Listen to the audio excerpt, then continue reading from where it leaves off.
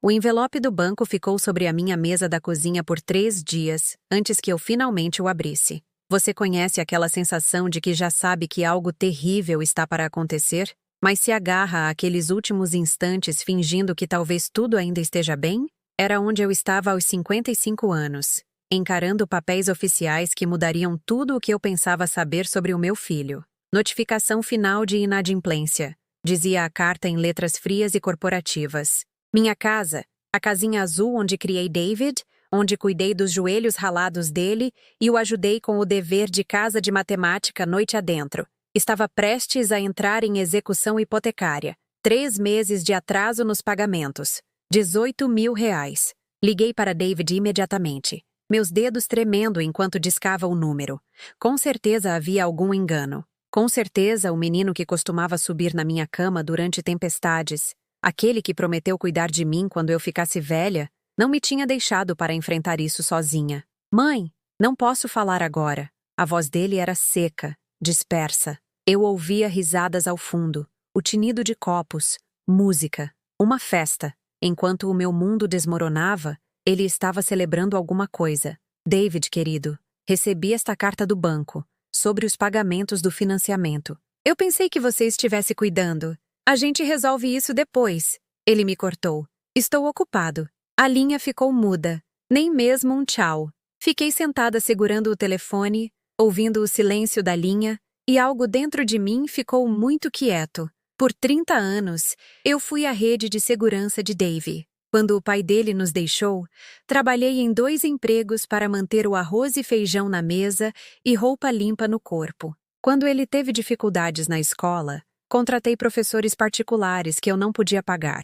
Quando ele quis abrir o negócio, vendi as joias da minha mãe, depois o meu carro e, por fim, usei a minha casa como garantia para o empréstimo dele. É só temporário, mãe, ele havia dito, os olhos brilhando com planos e promessas. 6 meses, talvez 1 ano. Eu te pago de volta com juros. Este negócio vai mudar as nossas vidas. Mas o negócio não tinha mudado as nossas vidas. Pelo menos, não do jeito que ele havia prometido. Fiz uma xícara de chá com as mãos que não paravam de tremer e tentei entender o que tinha acontecido. Os papéis espalhados pela minha mesa contavam uma história na qual eu não queria acreditar. David tinha feito uma segunda hipoteca na minha casa. Depois uma terceira, cada vez usando o meu nome, a minha assinatura, a minha confiança. O dinheiro que deveria salvar o negócio dele tinha desaparecido em algo totalmente diferente.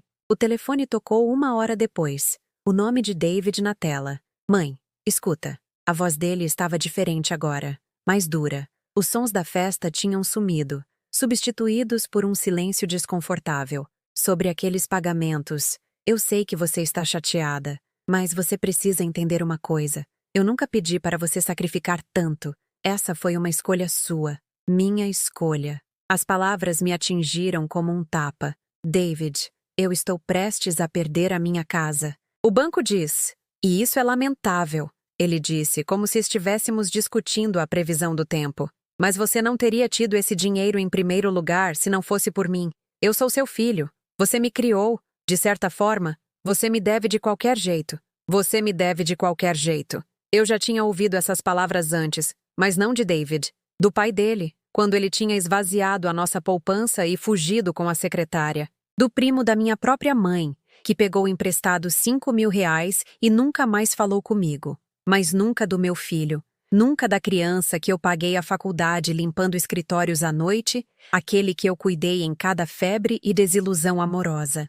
Não é assim que funciona, David. Eu confiei em você. Eu assinei aqueles papéis porque você prometeu. Eu prometi tentar.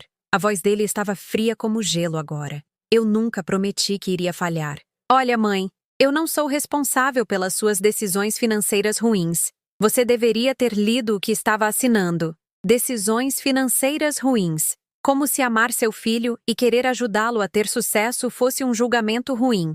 Como se a fé de uma mãe em seu filho fosse ingenuidade. Pensei nas noites em que costurei as roupas da escola dele, quando o dinheiro estava muito apertado para comprar novas. Às vezes em que comi pão com ovo no jantar, para que ele pudesse ter carne no prato. As manhãs de Natal em que embrulhei presentes que comprei com gorjetas de bicos como garçonete. fingindo que vinham do Papai Noel porque a magia importava mais do que a verdade. Para onde foi o dinheiro, David? Uma pausa longa. Demasiado longa. Despesas do negócio, ele disse por fim. Mas eu tinha visto as fotos nas redes sociais dele antes que ele me bloqueasse. A viagem para a Europa, o carro novo, as refeições caras em restaurantes, as despesas do negócio que se pareciam notavelmente com um estilo de vida que ele não podia pagar. Acho que foi quando eu finalmente entendi. Isso não era sobre fracasso nos negócios. Isso não era sobre má sorte ou circunstâncias econômicas fora do controle de qualquer um. Isso era sobre uma escolha. Uma escolha de pegar tudo o que eu havia construído, tudo o que eu havia economizado, tudo o que eu havia trabalhado, e gastar consigo mesmo. Uma escolha de me deixar sem nada enquanto ele vivia como se o dinheiro não tivesse consequências. Eu preciso que você me ajude a consertar isso, eu disse calmamente. Eu preciso que você ligue para o banco. Explique a situação. Negocie um plano de pagamento. Não posso fazer isso, mãe. Eu tenho a minha vida agora. As minhas responsabilidades. As responsabilidades dele. Não incluindo a mulher que tornou a vida dele possível. Por favor, David. Eu sou sua mãe. Sim, ele disse. E eu pude ouvir a frieza se espalhando por cada palavra. E você também é uma adulta que fez as suas próprias escolhas. Se vira. A linha ficou muda novamente. Mas desta vez, eu sabia que ele não ligaria de volta. Se você gosta de histórias emocionantes como esta, por favor, se inscreva. Estamos tentando alcançar 1000 amigos aqui. E me diga, de qual cidade você está assistindo? Eu adoraria saber que não estou sozinha nisso. Fiquei sentada na minha cozinha até o chá esfriar, encarando os papéis que roubariam a minha casa e ouvindo o silêncio onde o amor do meu filho costumava morar. Lá fora, os vizinhos estavam voltando do trabalho, acendendo as luzes da varanda, começando o jantar. A vida normal continuando enquanto a minha rachava como gelo na primavera. Mas eles não sabiam o que eu havia guardado o tempo todo. Eles não sabiam sobre a mulher que eu costumava ser, antes de me tornar apenas a mãe do David. Antes de eu esquecer que eu tinha valor além do que eu podia dar. Naquela noite, algo mudou. Não a esperança, ainda não, mas algo mais profundo. Algo que estava dormindo por 30 anos estava finalmente começando a acordar. O aviso de despejo chegou numa terça-feira de manhã, entregue por um oficial de justiça que não conseguia me olhar nos olhos. 30 dias para desocupar o imóvel. 30 dias para empacotar 30 anos de memórias e encontrar outro lugar para chamar de lar. Tentei ligar para David novamente. Desta vez, uma mulher atendeu o telefone dele. Celular do David. É a Jessica. A voz dela era jovem, confiante. O tipo de voz que pertencia a alguém que nunca teve que se preocupar com pagamentos de hipoteca ou avisos de despejo. Eu poderia falar com o David, por favor?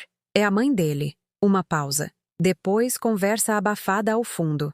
Ouvi a voz de David dizendo algo que eu não consegui distinguir bem, e a risada de Jessica em resposta. Ele está em uma reunião agora. Posso anotar o recado?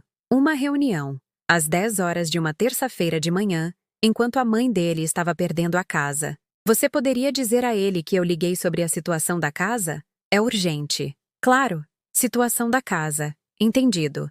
Mas o tom dela sugeria que ela já estava esquecendo a mensagem enquanto a dizia. 3 dias se passaram sem um retorno de chamada. Quando finalmente consegui falar com ele diretamente, David parecia irritado por eu ter ligado. Mãe, você não pode continuar ligando assim.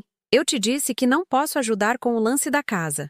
O lance da casa. 28 anos de pagamentos de financiamento, reduzidos a um lance que incomodava a agenda dele. David, eu estou sendo despejada. Em 3 semanas não terei onde morar. Que chato, ele disse. Mas poderia muito bem estar comentando sobre o tempo. Talvez você devesse procurar uma casa de repouso? Ouvi dizer que há alguns lugares bons que não são muito caros. Casa de repouso. Aos 55, porque o planejamento ruim dele me tinha deixado sem teto, e aparentemente essa era apenas a minha nova realidade para aceitar. Eu esperava poder ficar com você por algumas semanas, só até eu conseguir me organizar. O silêncio se esticou tanto que eu pensei que a ligação tinha caído. Isso não é realmente possível, ele disse por fim. Eu e a Jessica estamos em uma fase muito boa agora. Ter uma terceira pessoa no apartamento seria complicado. Complicado. A mãe dele dormindo no sofá era complicado, Mas gastar as economias da vida dela em viagens para a Europa tinha sido simples. Eu te ajudei a passar pela faculdade, David. Eu trabalhei à noite para que você pudesse estudar durante o dia. Eu te dei tudo o que eu tinha para ajudar a começar o seu negócio. E eu agradeço por isso, mãe. De verdade. Mas isso não significa que eu te devo um lugar para morar. Você fez essas escolhas porque você quis. Ninguém te forçou. Ninguém me forçou. Como se o amor fosse coerção. Como se cuidar do seu filho fosse uma armadilha elaborada que você armou para si mesma. Então, o que eu devo fazer? Eu não sei, mãe. Esse não é mais o meu problema para resolver. Você é uma mulher adulta. Você vai dar um jeito. Não era problema dele. A mulher que o criou, sozinha, em cada desafio e revés. Não era problema dele. Comecei a passar os meus dias na biblioteca pública, em parte porque era de graça e aconchegante, em parte porque eu tinha vergonha de estar em casa quando os vizinhos pudessem fazer perguntas que eu não podia responder. A bibliotecária, Dona Lúcia, me conhecia há anos, desde quando eu costumava levar Davy lá para a hora da história. Ela percebeu as minhas circunstâncias mudadas com a gentil percepção que vem de anos trabalhando com pessoas de todas as classes sociais. Clara, querida, ela disse uma tarde enquanto eu estava sentada encarando anúncios classificados de aluguel de quartos. Está tudo bem? Você parece preocupada ultimamente. Eu poderia ter contado tudo a ela. Dona Lúcia tinha olhos bondosos e o tipo de paciência que convidava a confidências. Mas admitir a verdade parecia admitir o fracasso como mãe. Como você explica que o filho que você criou para ser bom, gentil e responsável se tornou alguém que pode assistir você ficar sem teto, sem oferecer ajuda? Apenas algumas mudanças acontecendo. Eu disse em vez disso. Nada que eu não possa resolver. Mas nós duas sabíamos que eu estava mentindo. As postagens de David nas redes sociais se tornaram um tipo especial de tortura durante aquelas semanas. Fotos de jantares caros, ingressos para shows, viagens de fim de semana. Tudo enquanto ignorava as minhas ligações e mensagens de texto sobre a data de despejo que se aproximava. Quando ele finalmente respondia às minhas mensagens, geralmente era com textos curtos e desdenhosos. Não posso falar agora, estou na academia. Em uma reunião de trabalho, ligo mais tarde. Ele nunca ligava. Muito ocupado esta semana, talvez na próxima. Mas a próxima semana nunca chegava. Havia sempre outra desculpa, outra razão pela qual a crise da mãe dele não podia ter prioridade sobre a agenda social dele. A pior parte não era a rejeição, era a natureza casual dela. David não estava zangado comigo ou deliberadamente cruel. Eu não valia tanta energia emocional. Eu tinha simplesmente me tornado irrelevante para a vida dele. Um pequeno inconveniente que ele estava escolhendo ignorar até que eu fosse embora e parasse de incomodá-lo. 2 semanas antes de eu ter que deixar a casa, fiz uma última tentativa. Dirigi até o prédio de apartamentos dele, esperei no estacionamento até ver o carro dele, depois bati na porta. Jessica atendeu, parecendo incomodada com a interrupção. Ela era mais jovem do que eu esperava, talvez 26 ou 27, com o tipo de beleza fácil que vem de nunca ter tido que escolher entre comprar mantimentos e pagar contas. Ah, ela disse quando me viu. Você é a mãe do David. Não Dona Morrison, ou mesmo Clara. Apenas a mãe do David. Como se essa fosse a soma total da minha identidade. David está disponível? Eu preciso falar com ele. Ela olhou para dentro do apartamento. Depois saiu e puxou a porta, deixando-a quase fechada atrás dela. Olha, eu não quero me meter em assuntos de família, ela disse, a voz dela carregando o tipo de falsa simpatia que as pessoas usam quando querem parecer atenciosas sem realmente se importar. Mas David está realmente estressado com o negócio agora. Todo esse drama com a casa está apenas aumentando a ansiedade dele. Drama. O meu estado de sem-teto era um drama que estava incomodando o namorado dela. A situação da casa não é drama, eu disse calmamente. É a minha vida desmoronando. Jessica encolheu os ombros, um gesto tão casual que me tirou o fôlego. Quer dizer, talvez seja a hora de diminuir de tamanho mesmo? David diz que você tem vivido acima das suas posses há anos. Às vezes essas coisas acontecem por um motivo. Viver acima das minhas posses. Na casa que eu estava pagando desde antes de ela nascer, com dinheiro que eu ganhei trabalhando em empregos que ela provavelmente nunca teve que considerar. David apareceu na porta atrás dela, e por apenas um momento, Eu vi algo piscar no rosto dele. Culpa, talvez. Ou apenas aborrecimento por ter que lidar com isso pessoalmente. Mãe, o que você está fazendo aqui? Eu estou saindo da casa na próxima terça-feira, eu disse. Eu não tenho para onde ir. Eu esperava.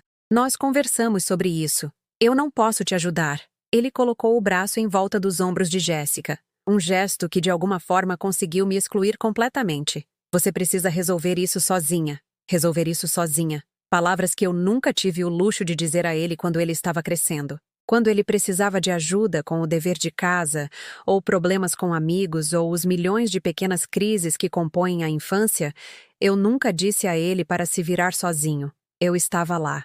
Sempre. Por favor, David. Eu não estou pedindo dinheiro. Apenas um lugar para ficar por algumas semanas. Isso não é possível, Jéssica disse falando por ele agora. Nós temos um apartamento de um quarto. Literalmente não há espaço. Eu queria ressaltar que eu criei David em um kitnet por 2 anos quando o dinheiro estava apertado. Que a falta de espaço não me impediu de abrir espaço para o que importava. Mas olhando para os rostos deles, o dele fechado e na defensiva, o dela levemente incomodado com essa interrupção na noite deles, percebi que eles já tinham tomado a decisão deles. Eu não valia o incômodo. Eu vejo, eu disse por fim, e eu realmente via. Eu via exatamente quem o meu filho havia se tornado, e exatamente o quanto eu importava na vida que eu passei 30 anos construindo para ele. Enquanto eu voltava para o meu carro, ouvi a porta dele se fechar atrás de mim, sem adeus, sem boa sorte, ou espero que as coisas se resolvam. Apenas o som de uma porta se fechando, me excluindo da vida que eu havia tornado possível. Naquela noite, sentei na minha casa vazia e percebi algo que deveria ter me aterrorizado, mas que de alguma forma parecia um alívio. Eu estava completamente sozinha. Pela primeira vez em 30 anos, eu não tinha ninguém dependendo de mim. Ninguém para considerar exceto a mim mesma. Não era mais dor, era clareza. E com essa clareza veio o começo de uma pergunta que eu nunca havia me permitido fazer. O que eu queria? Não como mãe do David, não como ex-esposa de alguém, não como a mulher que limpava as bagunças dos outros e colocava as necessidades de todos em primeiro lugar. Apenas eu. O que Clara queria, eu não sabia ainda. Mas eu estava finalmente pronta para descobrir. O dia da mudança chegou com um sol cruel. O tipo de manhã perfeita de primavera que deveria ter sido passada jardinando ou tomando café na varanda. Em vez disso, eu estava parada na minha entrada observando estranhos carregarem os meus móveis para um caminhão que os levaria para um depósito. Um depósito que eu podia pagar por exatamente 3 meses antes de ter que vender tudo. Dona Fátima, da casa ao lado, veio com uma travessa com uma quiche e lágrimas nos olhos. Clara, querida, eu não tinha ideia de que as coisas tinham ficado tão ruins. Por que você não disse nada? Porque admitir que o seu próprio filho te abandonou parecia admitir que você falhou no trabalho mais importante da sua vida. Porque explicar que o menino que ela viu crescer, aquele que costumava cortar a grama dela por um dinheirinho, tinha escolhido me deixar sem teto, era uma conversa para a qual eu não tinha palavras. É apenas a hora de uma mudança, eu disse, aceitando a quiche que eu não tinha onde guardar, nem como esquentar. David me mandou uma mensagem de texto naquela tarde. Espero que a mudança corra bem. Recomeços podem ser coisas boas. Recomeços. Como se perder tudo o que você trabalhou a vida inteira fosse uma oportunidade empolgante em vez de um desastre. Como se escolher o estado de sem-teto em vez de ajudar a sua mãe fosse pensamento positivo. Eu respondi por mensagem de texto. Realmente preciso de ajuda para carregar o caminhão. 3 horas se passaram antes que ele respondesse. Desculpa, me comprometi a ajudar a Jéssica a mudar umas coisas hoje. Talvez na próxima. Na próxima. Quando exatamente haveria uma próxima vez para eu perder a minha casa? A casa de acolhimento era limpa, mas lotada, cheia de mulheres sobre cujas histórias eu tinha medo de perguntar por que elas poderiam espelhar muito de perto a minha. A assistente social, uma mulher com ar cansado chamada Patrícia, preencheu formulários com a simpatia eficiente de alguém que já tinha ouvido todas as variações da desgraça humana. Alguma família que possa ajudar com moradia temporária? Ela perguntou. Não, eu disse calmamente. Filhos? Filhos adultos? Não, eu repeti, a mentira queimando na minha garganta. Porque como você explica que o seu filho existe, mas decidiu que você não importa? Como você diz a um estranho que a pessoa que você criou para ser gentil e responsável olha para o seu sofrimento e não sente nada? Minha cama era um catre estreito em um quarto compartilhado com 5 outras mulheres. A mulher ao meu lado, Maria, tinha 63 anos e estava lá havia 4 meses, depois que a nora convenceu o filho de que a mãe dele era um fardo demais para viver com eles. Família pode quebrar o seu coração pior do que estranhos jamais poderiam. Maria sussurrou naquela primeira noite, encarando o teto no escuro. Estranhos não te devem nada. Então, quando eles são cruéis, faz sentido. Mas o seu próprio sangue? Isso deveria significar alguma coisa. Durante o dia, eu andava pelas ruas procurando trabalho. Qualquer trabalho. Frentista, caixa de lanchonete, faxineira. Empregos que eu tive décadas atrás, quando David era pequeno e cada real importava. Mas aos 55 anos, eu descobri que tinha envelhecido demais para a consideração da maioria das vagas. Empregadores queriam trabalhadores mais jovens, pessoas que pudessem levantar caixas pesadas e ficar em pé por 8 horas sem reclamar das costas. Manteremos a sua ficha cadastrada, todos diziam, o que se traduzia em, por favor, não volte. 3 semanas de vida no abrigo, eu estava andando no centro da cidade quando vi David e Jessica saindo de um restaurante caro pelo qual eu havia passado 100 vezes, mas nunca pude pagar. Eles estavam rindo de alguma coisa, a mão dela no braço dele, ambos brilhando com a satisfação particular que vem de uma boa refeição e nenhuma preocupação financeira. Por um momento, pensei em atravessar a rua para evitá-los, mas algo me fez caminhar diretamente em direção a eles, em vez disso. Talvez fosse orgulho, talvez fosse desespero, talvez eu só precisasse que ele visse o que as escolhas dele tinham me custado. David, eu chamei. Ele se virou, e eu observei o rosto dele passar por uma série de expressões: surpresa, desconforto e, finalmente, aquele sorriso forçado que as pessoas usam quando são pegas em algum lugar onde preferiam não estar. Mãe, o que você está fazendo no centro? Como se eu estivesse passeando em vez de procurando emprego. Como se eu tivesse escolhas sobre onde passar o meu tempo. Procurando trabalho, eu disse honestamente. Jessica me olhou de cima a baixo, observando as minhas roupas de brechó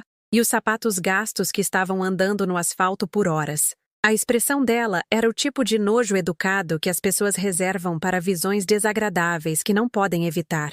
Isso é... Bom, David disse, olhando em volta como se esperasse que ninguém que ele conhecesse nos visse juntos. Manter-se ocupado é importante. Manter-se ocupado. Não, eu sinto muito que você esteja passando por dificuldades, ou... Como posso ajudar? Apenas apreciação pelo fato de que eu estava me mantendo ocupada. Eu estou ficando na casa de acolhimento na Rua 5, eu disse, observando o rosto dele em busca de algum lampejo de vergonha ou preocupação. Nada. Apenas um leve aceno, como se eu tivesse mencionado ficar em um hotel. Isso é temporário, no entanto, certo? Jessica perguntou. Quer dizer, você não está planejando ficar lá a longo prazo? Planejando. Como se o estado de sem-teto fosse uma escolha de estilo de vida que eu estava considerando, em vez de uma circunstância na qual eu estava presa. Eu espero que não, eu disse. Depende se eu conseguir encontrar trabalho. Bem, boa sorte com isso, David disse, já dando um passo para se afastar. Devemos deixar você voltar à sua busca. E foi isso. Nenhuma oferta de ajuda. Nenhum convite para jantar, mesmo que eles tivessem acabado de gastar em uma refeição mais do que eu tinha para comida a semana toda. Nenhuma sugestão de pegarmos um café para conversarmos sobre soluções. Apenas boa sorte com isso. Como se o meu estado de sem-teto fosse um hobby pelo qual ele não estava particularmente interessado. Foi bom te ver, dona. Jessica parou, percebendo que não sabia o meu sobrenome. Morrison, eu disse. Clara Morrison. Certo. Bem, se cuida, Clara. Se cuida. A dispensa universal que significa os seus problemas não são os meus problemas. Eles se afastaram, e eu fiquei ali na calçada observando-os desaparecerem em uma esquina, o braço de David em volta da cintura de Jessica, ambos já seguindo em frente após o breve aborrecimento de encontrar a mãe sem teto dele. Naquela noite, deitada no meu catre enquanto Maria roncava suavemente ao meu lado e outra mulher chorava baixinho em seu travesseiro, eu finalmente me permiti sentir o peso total do que tinha acontecido. Não apenas a casa perdida, ou a conta bancária vazia, ou a incerteza sobre o amanhã, a perda da pessoa que eu pensava que o meu filho era, a morte do relacionamento que eu acreditava que tínhamos. Por 30 anos, eu disse a mim mesma que o amor era incondicional, que família significava alguma coisa, que os sacrifícios que eu fiz foram investimentos em um laço que poderia resistir a qualquer tempestade. Mas David tinha me ensinado uma lição diferente. O amor poderia ser muito condicional, de fato, e família era apenas uma palavra que as pessoas usavam quando era conveniente. A manhã seguinte trouxe notícias piores. O abrigo tinha um limite de 30 dias, e o meu tempo estava quase acabando. Patrícia explicou as opções. Uma lista de espera por moradia de longo prazo que poderia levar meses, ou programas de transição que exigiam colocação de emprego que eu ainda não tinha conseguido. E a família? Ela perguntou novamente, revisando a minha ficha. Sem família, eu disse, e desta vez não parecia mentira. Liguei para David uma última vez do telefone público no hall do abrigo. Eu preciso de ajuda, eu disse quando ele atendeu. Ajuda de verdade. Estou prestes a ir para a rua. Mãe, já conversamos sobre isso. Eu não posso resolver todos os seus problemas. Eu não estou pedindo para você resolver todos os meus problemas. Eu estou pedindo para você me ajudar a não ficar sem teto. Uma longa pausa. Então, quer saber, mãe? Talvez seja disso que você precisa. Talvez você tenha dependido demais das outras pessoas a vida inteira. Talvez ser forçada a ficar de pé sozinha seja bom para você. Bom para mim. O meu estado de sem-teto seria bom para mim, porque me ensinaria a independência. Você não quer dizer isso, eu disse. A minha voz mal era um sussurro. Eu quero dizer, você me criou para ser autossuficiente, certo? Para resolver os meus próprios problemas? Bem, agora é a sua vez. A crueldade era tão casual, tão direta, que me tirou o fôlego. Isso não era raiva ou frustração ou mesmo egoísmo. Isso era indiferença tão completa que o meu sofrimento se registrava como nada mais do que um inconveniente para o dia dele. David, eu te amo, eu disse, porque talvez aquelas palavras ainda significassem alguma coisa. Talvez elas pudessem alcançar a parte dele que ainda se lembrava de ser o meu menininho. Eu também te amo, mãe. É por isso que eu sei que você é forte o suficiente para lidar com isso sozinha. Amor. Ele estava chamando isso de amor. Depois que desliguei, sentei na sala comum do abrigo e tentei entender como eu havia criado alguém capaz de tanta frieza. O que eu fiz de errado? O que eu falhei em ensinar a ele sobre compaixão, sobre lealdade, sobre decência humana básica? Mas talvez essa fosse a pergunta errada. Talvez a pergunta não fosse o que eu fiz de errado, mas o que eu ensinei a ele muito bem. Eu ensinei a ele que as necessidades dele vinham em primeiro lugar. Que a mãe dele sacrificaria qualquer coisa pela felicidade dele. Que amor significava dar até que você não tivesse mais nada para dar.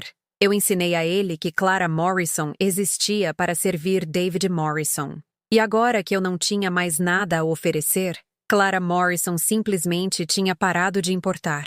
Naquela tarde, caminhei até a biblioteca e sentei no terminal de computador, encarando a tela em branco. Eu poderia escrever para parentes distantes que mal me conheciam. Eu poderia implorar a amigos com quem eu perdi contato anos atrás. Eu poderia me humilhar ainda mais em busca de caridade de pessoas que não me deviam nada. Ou eu poderia parar. Parar de correr atrás de um filho que decidiu que eu não valia o tempo dele. Parar de implorar por migalhas de afeto de alguém que via o meu amor como dívida que ele já havia pago integralmente. Mas eles não sabiam o que eu havia guardado o tempo todo. Escondido até mesmo de mim mesma, até que o desespero tirasse todo o resto. Eles não sabiam sobre a pessoa que eu costumava ser, antes de me tornar a mãe do David, e esquecer que eu tinha qualquer outra identidade que valesse a pena reivindicar. Pela primeira vez em 30 anos, eu não era o alguma coisa de ninguém, e talvez, só talvez, isso significasse que eu poderia finalmente me tornar o alguém novamente. O último dia no abrigo, eu empacotei os meus pertences em 2 sacos de lixo e uma mochila de viagem desgastada, a soma total de 55 anos de vida. Maria tinha encontrado uma vaga em uma casa de passagem do outro lado da cidade, e nós trocamos números de telefone que nós duas sabíamos que provavelmente nunca usaríamos. Algumas amizades nascem da circunstância, em vez da escolha, significativas no momento, mas não construídas para sobreviver além do seu contexto original. Se cuida, Clara, ela disse, me abraçando com a intensidade feroz de alguém que entendia que aquele poderia ser um adeus para sempre. E não deixe ninguém te dizer que você não importa. Eu vi como você é com as pessoas. Você tem um bom coração. Um bom coração. Eu me perguntei se isso era o suficiente para manter alguém aquecido quando não tinha onde dormir. Patrícia me entregou uma lista de recursos: bancos de alimentos, serviços de colocação de emprego, outros abrigos com listas de espera. O sorriso dela era gentil, mas cansado. A expressão de alguém que ajudava pessoas que ela sabia que poderia nunca mais ver.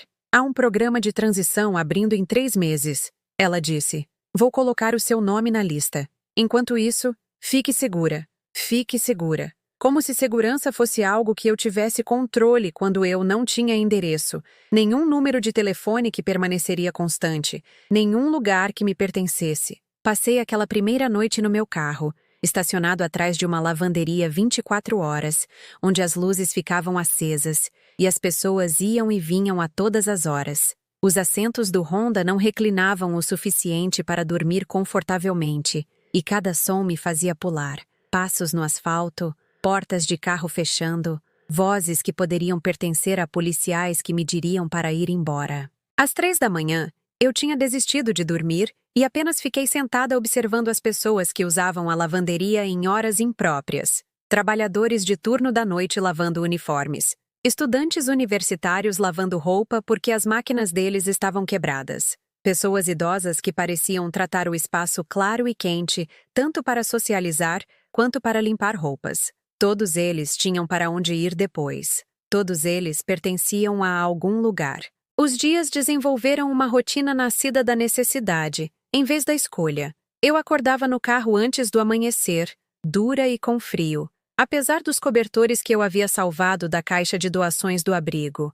Dirigia para a biblioteca pública quando ela abria às 9, onde eu podia usar o banheiro, lavar o rosto e fingir ler enquanto, na verdade, apenas ficava sentada em algum lugar quente e seguro. O almoço vinha de algo barato do cardápio que eu podia pagar, comido em estacionamentos enquanto observava pessoas apressadas para empregos que eu não conseguia, carregando problemas que provavelmente pareciam esmagadores para elas, mas que teriam parecido luxos para mim. Um pagamento atrasado de financiamento, um carro que precisava de reparos, um adolescente que estava com dificuldades na escola, problemas que presumiam que você tinha uma casa, um veículo que funcionava, filhos que ainda falavam com você. A biblioteca pública se tornou o meu refúgio durante aqueles dias intermináveis. Dona Lúcia, a bibliotecária que me conhecia há anos, percebeu as minhas circunstâncias mudadas com o gentil tato que vem de lidar com todo tipo de situação humana. Clara, querida, ela disse uma tarde, me encontrando dormindo em uma cadeira de canto com um livro aberto no meu colo. Você está bem? Você tem estado aqui bastante ultimamente. Apenas entre lugares agora, eu disse, o que era tecnicamente verdade se você considerasse um carro e um estacionamento de lavanderia como lugares. Ela acenou sem insistir em detalhes, mas no dia seguinte eu a encontrei deixando uma xícara de café e um sanduíche embrulhado na mesa onde eu geralmente me sentava. Quando tentei agradecer, ela apenas sorriu e disse, alguém deixou isso aqui. Pareceu um desperdício jogar fora. Algumas bondades vêm sem explicação ou expectativa, pequenas mercês que te lembram que nem todos esqueceram como ver a humanidade das outras pessoas. 3 semanas vivendo no carro, tentei ligar para David novamente, não para pedir ajuda desta vez, mas apenas para ouvir a voz dele, apenas para lembrar como era ter alguém no mundo que sabia o meu nome. A ligação foi direto para a caixa postal. A gravação dele era alegre, profissional. Oi. Você ligou para David Morrison. Não posso atender a sua chamada agora, mas deixe uma mensagem e eu retorno assim que possível. Eu desliguei sem deixar uma mensagem. O que eu diria? Oi, é a sua mãe sem teto, só ligando do meu carro. Espero que você esteja aproveitando a vida que eu tornei possível enquanto eu descubro como sobreviver. Uma semana depois, eu vi uma foto nas redes sociais dele. Ele tinha me desbloqueado, provavelmente esquecendo que eu podia ver as postagens dele. David e Jessica em algum tipo de evento de gala de arrecadação de fundos. ambos vestidos com roupas que custavam mais do que eu gastei em comida em 2 meses. A legenda dizia: apoiando instituições de caridade locais esta noite. Tão importante retribuir aqueles menos afortunados. Aqueles menos afortunados. Como a mãe dele dormindo no carro a 5 quilômetros de distância. Os comentários estavam cheios de elogios pela generosidade deles. Amigos aplaudindo o espírito comunitário e os corações caridosos deles. Vocês dois são uma inspiração.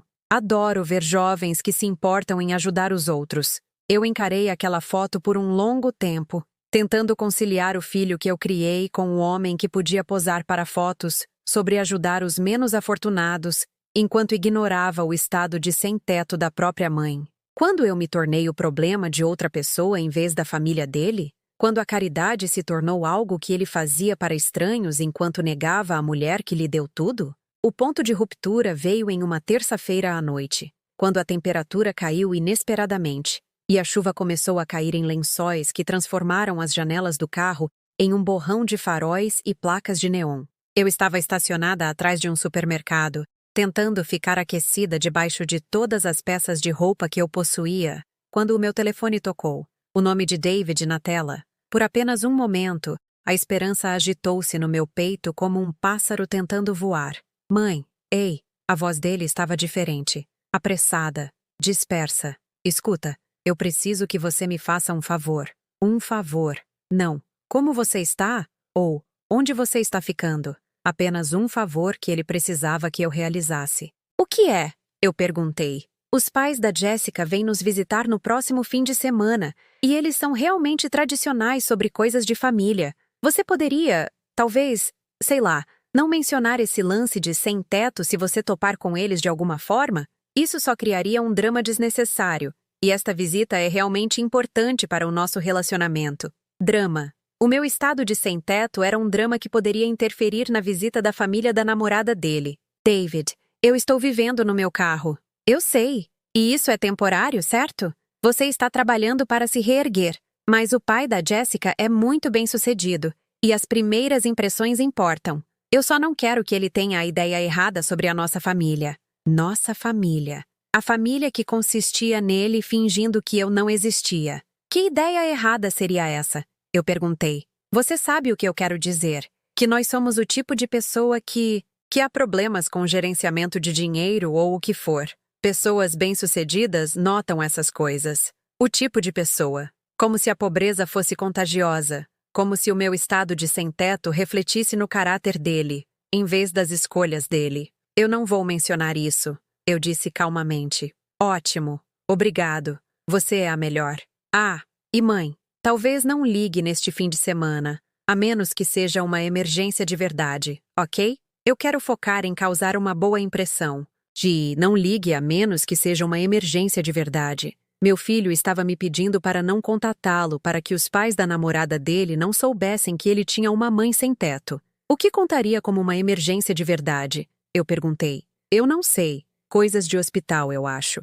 Você sabe o que eu quero dizer. Coisas de hospital. Somente se eu estivesse morrendo seria apropriado interromper o fim de semana de gerenciamento de impressão dele. Depois que ele desligou, fiquei sentada no carro ouvindo a chuva bater no teto, e tentei lembrar a última vez que David perguntou como eu estava. Não o que eu precisava, ou quais problemas eu tinha, mas como eu estava me sentindo, como eu estava lidando. Se eu estava bem. Eu não conseguia lembrar. A chuva continuou caindo, e eu continuei sentada ali, cercada por sacos de lixo cheios de posses que costumavam significar algo quando tinham um lar para viver. Álbuns de fotos que ninguém olhava mais. Utensílios de cozinha para refeições que eu não podia cozinhar.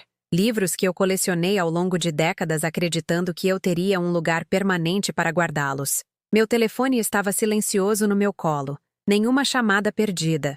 Nenhuma mensagem de texto perguntando se eu estava segura na tempestade. Ninguém no mundo se perguntando se Clara Morrison estava aquecida e seca e bem. Foi quando eu finalmente entendi o que eu estava me recusando a ver. Eu tinha passado 30 anos construindo um relacionamento que existia apenas na minha imaginação. David nunca foi o filho que eu pensei que ele fosse, assim como eu nunca fui a mãe que ele queria. Éramos estranhos vivendo na mesma casa, estranhos que compartilhavam DNA E um financiamento e jantares de domingo que nenhum de nós tinha desfrutado. O amor que eu senti por ele era real.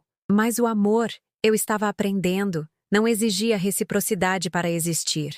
Você podia amar alguém que não te amava de volta. Você podia se sacrificar por alguém que não se sacrificaria por você.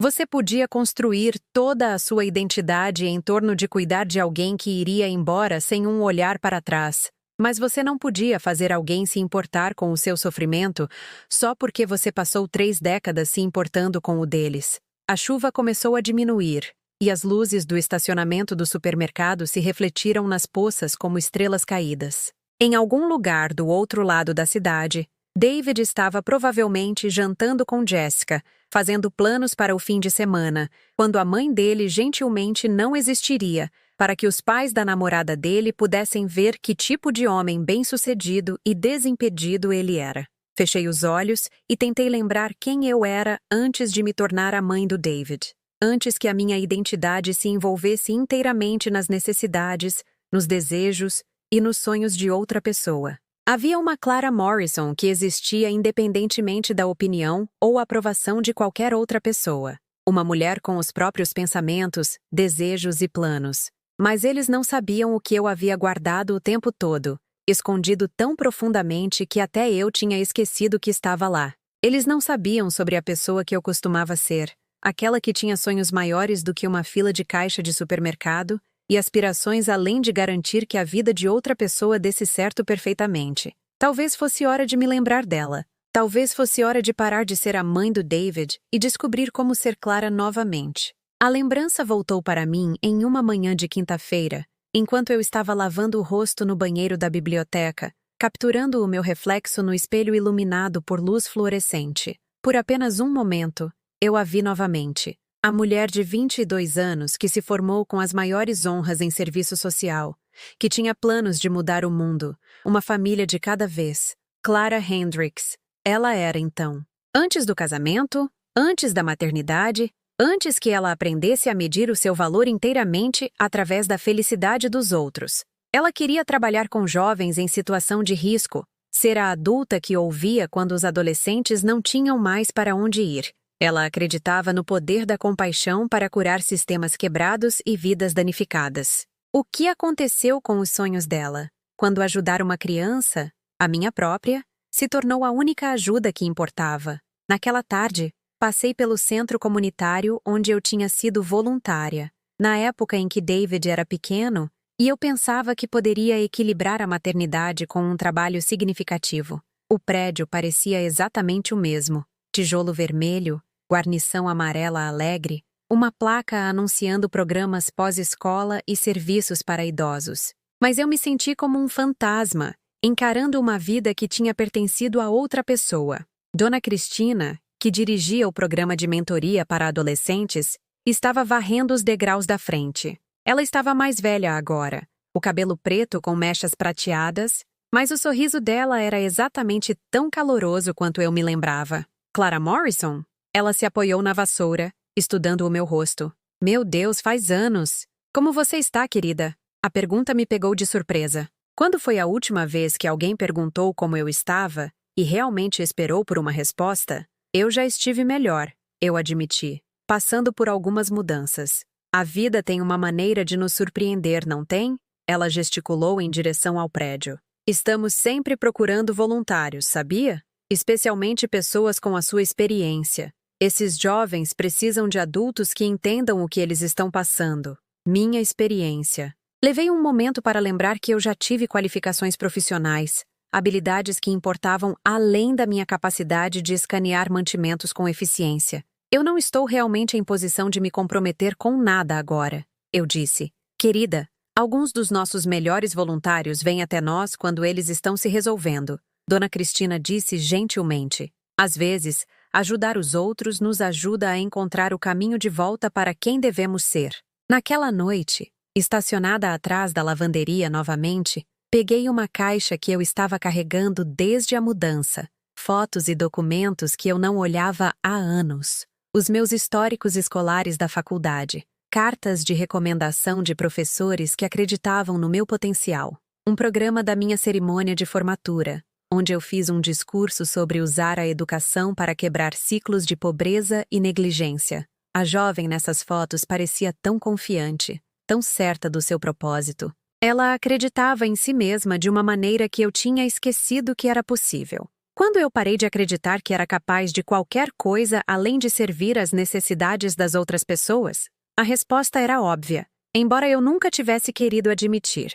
Eu parei de acreditar em mim mesma no dia em que decidi que ser uma boa mãe significava desaparecer como indivíduo. Eu pensei que o amor exigia autossacrifício completo, que colocar as necessidades de David antes das minhas era evidência da minha devoção, em vez de uma forma lenta de suicídio. Mas sentada ali no meu carro, cercada pelos restos de uma vida que nunca pertenceu realmente a mim, comecei a entender algo que eu estava com muito medo de ver. Eu ensinei David a me desvalorizar, desvalorizando a mim mesma primeiro. Eu mostrei a ele que os sonhos de Clara Morrison não importavam, que a educação dela era menos importante do que o conforto dele, que o futuro dela era dispensável, desde que o dele permanecesse seguro. Como eu poderia culpá-lo por acreditar no que eu passei 30 anos demonstrando? Na manhã seguinte, eu fiz algo que eu não fazia há décadas.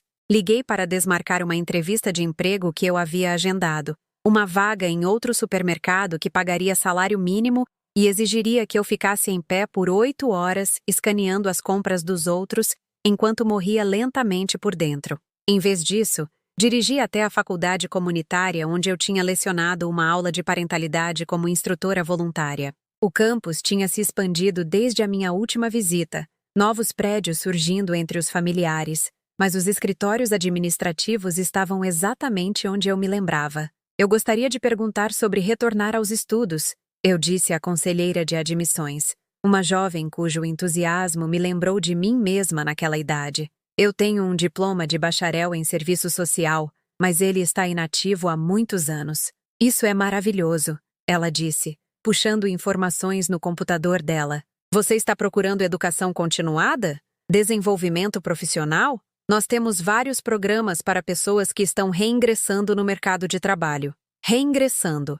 A frase fazia parecer uma escolha, em vez de uma corrida desesperada pela sobrevivência. Mas talvez fosse disso que eu precisava. Enquadrar isso como escolher uma direção, em vez de fugir do desastre. O que seria necessário para obter uma licença como conselheira? Eu perguntei. Os requisitos eram substanciais, mas não impossíveis. Cursos adicionais, horas de prática supervisionada, exames de licenciamento estadual. Levaria tempo e dinheiro que eu não tinha, mas também me daria algo que eu estava perdendo há 30 anos, um propósito que me pertencia. Nós temos programas de ajuda financeira para estudantes em transição, a conselheira explicou, me entregando uma pilha de formulários. E muitos dos nossos estudantes trabalham enquanto estão completando os estudos. É desafiador, mas as pessoas fazem isso o tempo todo. As pessoas fazem isso o tempo todo.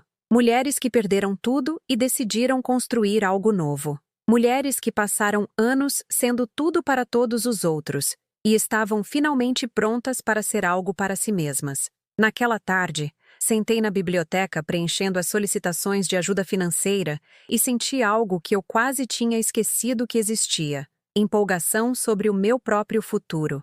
Não ansiedade sobre as necessidades de outra pessoa ou preocupação sobre se eu estava fazendo o suficiente pelos outros, mas antecipação genuína sobre o que eu poderia realizar se eu parasse de me limitar às definições de valor de outras pessoas. Meu telefone vibrou com uma mensagem de texto de David. Ei, esqueci de perguntar. Você ainda tem a minha certidão de nascimento? Jéssica precisa para alguma coisa de seguro. Mesmo agora, mesmo quando eu estava sem teto e ele não falava comigo há semanas, o único contato dele era para me pedir para fornecer algo que ele precisava.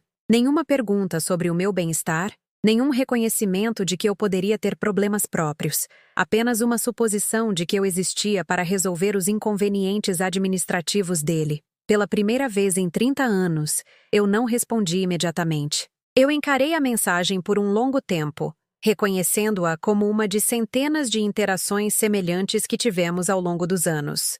David apresentando necessidades, eu me esforçando para atendê-las. David presumindo a minha disponibilidade, Eu reorganizando a minha vida em torno da agenda dele. David dando o meu serviço como garantido. Eu interpretando a indiferença dele como amor. Eu não tenho acesso a esses documentos agora. Eu finalmente respondi por mensagem de texto. Você precisará obter uma cópia no cartório. A resposta dele veio imediatamente. Você não pode simplesmente pegar para mim?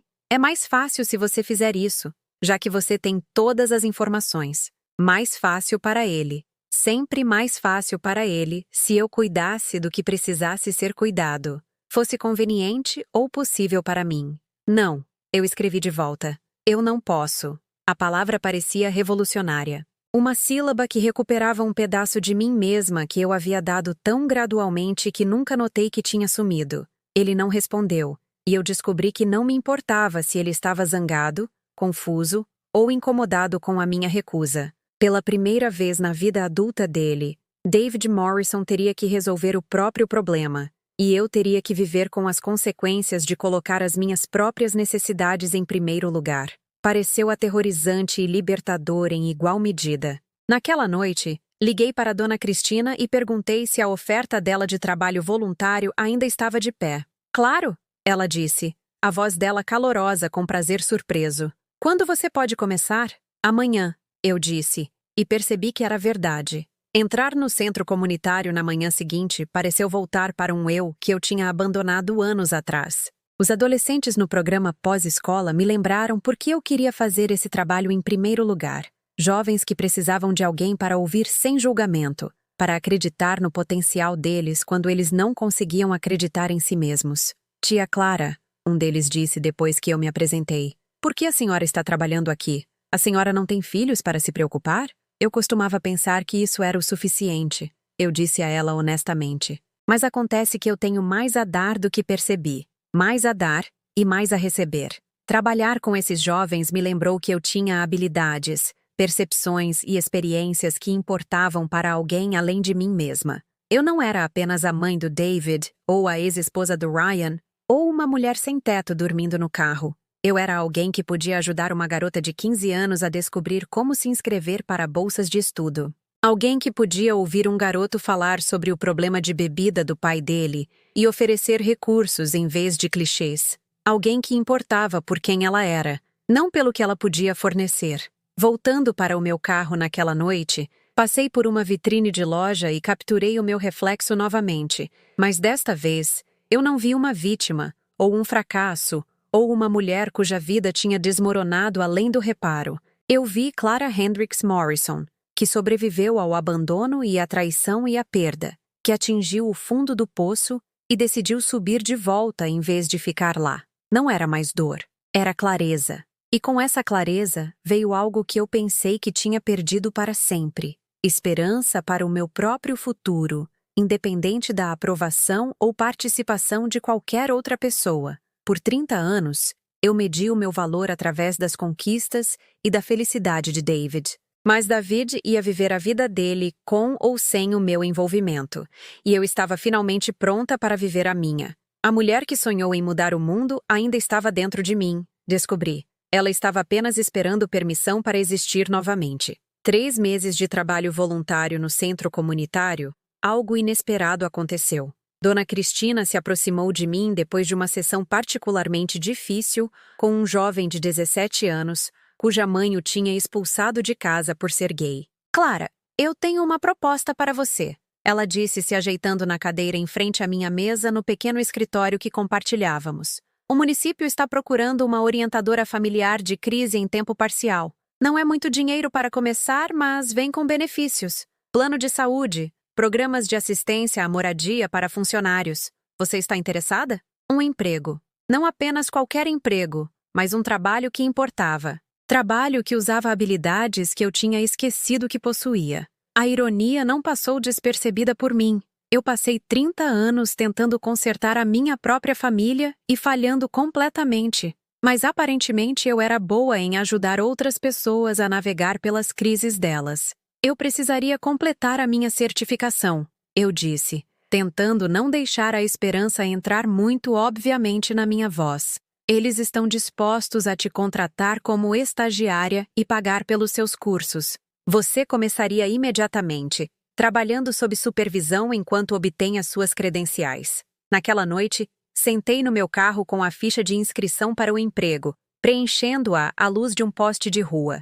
Histórico de emprego, referências, contatos de emergência. Pela primeira vez em meses, eu tinha respostas para todas aquelas perguntas que não me faziam sentir como um fracasso. A entrevista foi marcada para a quarta-feira seguinte. Passei o fim de semana no brechó da casa de acolhimento, usando o dinheiro que eu havia economizado do meu pequeno subsídio de voluntariado para comprar roupas que me fizessem parecer alguém que pertencia a um escritório. Um blazer azul marinho que estava apenas levemente gasto, calças pretas que caíam bem o suficiente, sapatos que eram confortáveis para caminhar, mas profissionais o suficiente para sentar em frente a pessoas que precisavam de ajuda. Me arrumar no banheiro da biblioteca naquela manhã parecia me preparar para a batalha. Não o tipo zangado e destrutivo, mas a luta silenciosa pela dignidade que mulheres como eu travam todos os dias de maneiras pequenas e invisíveis. A luta para ser vista como competente, apesar das circunstâncias fora do nosso controle. A luta para ser valorizada por quem somos, em vez de dispensada pelo que nos falta. A entrevista foi melhor do que eu ousava esperar. A gerente de contratação, uma mulher da minha idade chamada Sandra Chen, parecia mais interessada nas minhas respostas a cenários hipotéticos do que na lacuna no meu histórico de emprego. Você tem excelentes instintos, ela disse depois que eu expliquei como eu lidaria com uma disputa de custódia envolvendo violência doméstica. Isso vem da experiência, não apenas da educação. Experiência. Ela estava certa, embora não da maneira que ela provavelmente queria dizer. Eu aprendi sobre disfunção familiar por dentro, sobre o que acontecia quando o amor se tornava manipulação e o apoio se tornava controle. Eu aprendi como era ser abandonada pelas pessoas que deveriam te proteger, descobrir que os relacionamentos em torno dos quais você construiu a sua identidade eram mais frágeis do que você jamais imaginou. Talvez essa experiência valesse alguma coisa, afinal. Gostaríamos de te oferecer a posição, Sandra disse, estendendo a mão sobre a mesa. Você pode começar na segunda-feira se isso funcionar para você. Eu aceitei antes que ela terminasse de falar. Depois tive que me desculpar para chorar no estacionamento. Não de tristeza desta vez, mas de alívio tão profundo que parecia uma libertação física. Pela primeira vez em meses, eu tinha um futuro que se estendia além da sobrevivência de amanhã. O emprego veio com acesso à assistência à moradia para funcionários, um programa que ajudava trabalhadores do município a encontrar apartamentos acessíveis enquanto eles se reerguiam. Em 2 semanas, eu estava me mudando para um pequeno kitnet em um complexo especificamente projetado para pessoas em transição para fora do estado de sem-teto. Não era muito, 40 metros quadrados com uma mini cozinha e uma cama Murphy, mas tinha uma porta que trancava por dentro e janelas que davam para algo diferente de estacionamentos. Mais importante, era meu. Ninguém podia tirá-lo por causa das decisões financeiras ruins ou dos vícios de jogo deles. Ninguém podia me ameaçar com despejo porque eu confiei na pessoa errada com a minha segurança. Na minha primeira noite no meu próprio espaço em meses, sentei no chão. Eu não tinha móveis ainda. E liguei para David. Não porque eu precisasse de algo dele, mas porque eu queria que ele soubesse que eu sobrevivi ao que ele me submeteu, que o abandono dele não me destruiu do jeito que ele provavelmente assumiu que faria. Mãe, ele parecia surpreso por ouvir a minha voz. De onde você está ligando? Eu tentei te ligar na semana passada e o seu telefone estava desconectado. Eu tinha deixado o serviço de telefone caducar quando o dinheiro ficou muito apertado. Outra pequena vítima da crise que ele criou e da qual se afastou. Eu consegui um novo emprego, eu disse, optando por focar no futuro em vez de reviver o passado. Estou trabalhando como orientadora familiar para o município. Ah, isso é... Bom, ele soou genuinamente surpreso, como se a ideia de que eu pudesse ser capaz de reconstruir a minha vida nunca tivesse passado pela cabeça dele. Onde você está morando agora? Eu tenho um apartamento. Pequeno, mas é meu. Outra pausa. Eu podia quase ouvi-lo recalibrando o entendimento dele sobre a minha situação, ajustando a imagem mental dele de mãe sem teto que precisa de resgate, para a mulher que resolveu as coisas sem a ajuda dele. Isso é ótimo, mãe. Realmente ótimo. Fico feliz que as coisas estejam dando certo. dando certo. Como se o meu estado de sem-teto e a minha luta tivessem sido pequenos inconvenientes que se resolveram naturalmente, em vez de uma crise pela qual eu tive que lutar para atravessar, enquanto ele ignorava as minhas ligações. Como está a Jéssica? Eu perguntei, porque a educação era um hábito difícil de quebrar. Ela está bem. Na verdade, nós estamos... Bem, estamos noivos agora. Noivos. David estava planejando um casamento, escolhendo uma parceira de vida, tomando o tipo de decisão importante que os filhos tipicamente discutiam com as mães. Mas eu estava ouvindo sobre isso como algo secundário, uma menção casual em uma conversa que ele claramente queria encerrar rapidamente. Parabéns, eu disse, e era sincero. Não porque eu estava feliz por ele especificamente, mas porque eu estava finalmente indiferente se a vida dele ia bem ou mal. A felicidade ou o sofrimento dele não pareciam mais um reflexo do meu valor como mãe. Obrigado. Nós não marcamos uma data ainda nem nada. Ainda é bem recente. Recente o suficiente para que ele não tivesse contado à mãe dele. Recente o suficiente para que os pais de Jéssica provavelmente estivessem entre os primeiros a saber, enquanto a mulher que o criou descobria através de um telefonema constrangedor semanas depois. Bem, eu vou te deixar ir, eu disse. Eu só queria que você soubesse que eu estava bem. Sim, ok. Obrigado por ligar. Se cuida. Se cuida. A mesma frase desdenhosa que todos usavam quando queriam encerrar uma conversa sem se comprometer com um contato futuro. Depois que desliguei, percebi que algo tinha mudado durante aquela ligação. Pela primeira vez, desde que a traição financeira de David tinha iniciado toda essa cascata de desastres, eu tinha sido a pessoa com novidades para compartilhar, em vez de problemas para resolver. Eu tinha sido a pessoa com um futuro digno de discussão, em vez de uma crise exigindo intervenção. Parecia um poder que eu tinha esquecido que podia possuir. As semanas seguintes trouxeram uma rotina que parecia quase normal. Acordar na minha própria cama, tomar banho no meu próprio banheiro, fazer café na minha própria cozinha, dirigir para o trabalho, onde as pessoas respeitavam as minhas opiniões e valorizavam as minhas contribuições. Voltar para casa para um espaço que me pertencia, onde ninguém podia criticar as minhas escolhas ou questionar as minhas decisões. Eu comprei uma pequena televisão de um brechó e uma mesa dobrável que servia tanto como escrivaninha quanto como mesa de jantar.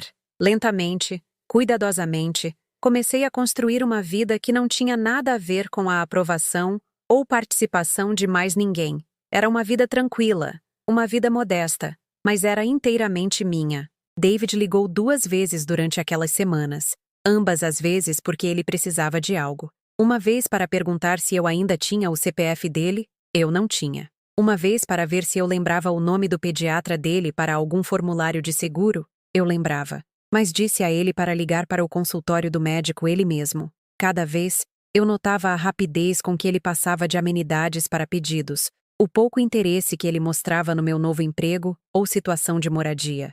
Eu não era uma pessoa para ele, mas sim um recurso a ser acessado quando conveniente. Mas eu estava me tornando uma pessoa para mim mesma novamente, e isso parecia o suficiente. A terceira ligação veio em uma noite de sexta-feira, quando eu estava corrigindo avaliações de admissão do meu curso de aconselhamento, tentando equilibrar o meu novo emprego com os requisitos de educação que me tornariam totalmente certificada. Mãe, eu preciso falar com você sobre uma coisa. A voz de David estava diferente desta vez, tensa, preocupada. Podemos nos encontrar para tomar um café neste fim de semana? Um encontro. Não um telefonema onde ele poderia desligar se a conversa se tornasse desconfortável, mas uma conversa cara a cara de verdade. Algo estava errado. E pela primeira vez no nosso relacionamento, ele precisava de algo de mim que não podia ser obtido através de manipulação casual ou chantagem emocional. Eu estou bem ocupada neste fim de semana, eu disse, o que era verdade. Eu tinha turnos de voluntariado no centro comunitário e cursos para completar. Mas mais do que isso, eu tinha uma vida agora que não se reorganizava automaticamente em torno da conveniência de David. É importante, mãe.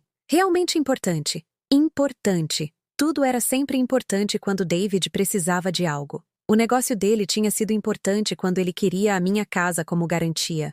O relacionamento dele com Jéssica tinha sido importante quando ele queria que eu escondesse o meu estado de sem-teto dos pais dela. Mas, de alguma forma, a minha crise de moradia e as lutas de emprego nunca se qualificaram como importantes o suficiente para interromper a agenda dele. Sobre o que é?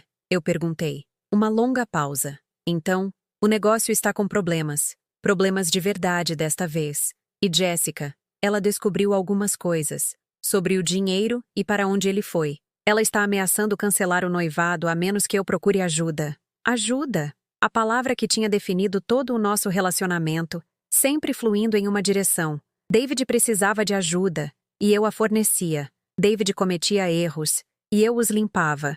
David criava desastres, e eu absorvia as consequências. Mas desta vez parecia diferente. Desta vez, ele não estava exigindo ajuda ou presumindo que eu a forneceria. Ele estava pedindo, e a voz dele carregava uma vulnerabilidade que eu não ouvia desde que ele era pequeno. Que tipo de ajuda? Eu perguntei. Eu acho que eu preciso ir para uma clínica de reabilitação, pelo vício em jogo. Jéssica diz que não vai se casar com alguém que não consegue admitir que tem um problema. Vício em jogo. Finalmente, a verdade que eu suspeitava, mas que ele nunca estava disposto a nomear. A minha casa, as minhas economias, a minha segurança, tudo isso tinha sido alimentado em máquinas caça-níqueis, mesas de pôquer e quaisquer outras maneiras que ele encontrou para perseguir a fantasia de que dinheiro fácil poderia resolver os problemas criados por dinheiro fácil. Isso parece algo que você deveria discutir com um profissional, eu disse cuidadosamente. Alguém que seja especialista em aconselhamento de vícios. Eu esperava... Quer dizer, você está nessa área agora, certo? Talvez você pudesse me ajudar a encontrar alguém. Alguém bom. Alguém que entenda que isso não é apenas sobre dinheiro, é sobre todo o resto. Todo o resto. A frase pairou no ar entre nós, pesada com implicações que nenhum de nós estava pronto para nomear diretamente. Todo o resto incluía o relacionamento que destruímos, a confiança que ele traiu, a mãe que ele abandonou quando ela mais precisava dele. Mas eles não sabiam o que eu havia guardado o tempo todo, escondido tão profundamente que até eu estava apenas começando a entender o verdadeiro valor. Eles não sabiam que perder tudo tinha me ensinado algo inestimável sobre a minha própria força, sobre o que eu podia sobreviver, reconstruir e me tornar quando parei de me definir através das necessidades das outras pessoas. David precisava de ajuda agora, e pela primeira vez no nosso relacionamento, eu estava em posição de escolher se forneceria ou não. Não porque eu tinha que fazer, não porque o amor exigia isso, não porque boas mães deveriam sacrificar tudo pelo bem-estar dos filhos, mas porque eu estava finalmente livre para decidir que tipo de pessoa Clara Morrison queria ser. Nós nos encontramos em uma cafeteria no centro da cidade, um daqueles lugares com tijolos expostos e arte local que cobravam R$ 20 por um café que eu podia fazer em casa por 2. David já estava lá quando eu cheguei, sentado em um canto com as mãos em volta de uma xícara que claramente tinha esfriado há muito tempo. Ele parecia péssimo. Não o empresário polido e bem-sucedido que ele estava retratando nas redes sociais, mas cansado e mais velho do que os seus 28 anos. O cabelo dele precisava de corte, a camisa estava amassada e havia olheiras escuras sob os olhos dele que falavam de noites sem dormir e de consequências finalmente o alcançando. Mãe, ele disse, levantando-se para me abraçar como se fôssemos o tipo de família que se abraçava naturalmente, como se meses ignorando o meu estado de sem-teto não tivessem criado um abismo entre nós que o afeto casual não podia preencher. Eu me sentei em frente a ele e pedi um café preto à atendente que estava por perto, sem bebidas caras, sem doces, nada que sugerisse que esta era uma ocasião social em vez de uma reunião de negócios entre dois adultos discutindo assuntos sérios. Você está bem, David disse, observando as minhas roupas de trabalho e a confiança que vinha de dormir na minha própria cama e ganhar o meu próprio dinheiro.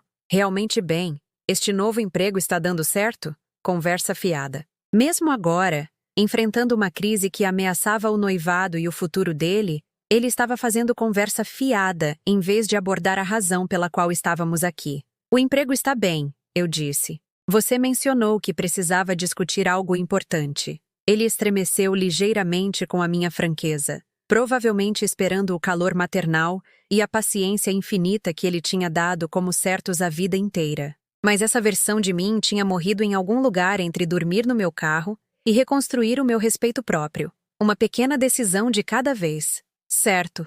Sim. Ele respirou fundo, trêmulo. Eu tenho pensado muito sobre o que aconteceu, com a casa e tudo, como as coisas ficaram tão bagunçadas. Bagunçadas. Como se o meu estado de sem-teto tivesse sido um erro administrativo menor, em vez de uma traição deliberada que quase me destruiu. Eu sei que cometi alguns erros, ele continuou, os olhos focados na mesa, em vez do meu rosto. Alguns erros grandes, e eu sei que você pagou o preço pelas minhas escolhas ruins. Alguns erros, escolhas ruins. Mesmo agora, ele não conseguia se obrigar a nomear o que ele realmente tinha feito. Não conseguia dizer, eu roubei a sua casa, ou eu te abandonei quando você precisava de ajuda, ou eu escolhi o meu conforto em vez da sua sobrevivência. O que exatamente você está me pedindo, David? Eu preciso de ajuda para encontrar um programa de reabilitação. Um bom. Jéssica diz que não vai se casar comigo a menos que eu procure tratamento para o vício em jogo. E ela está certa. Eu não posso continuar fazendo isso.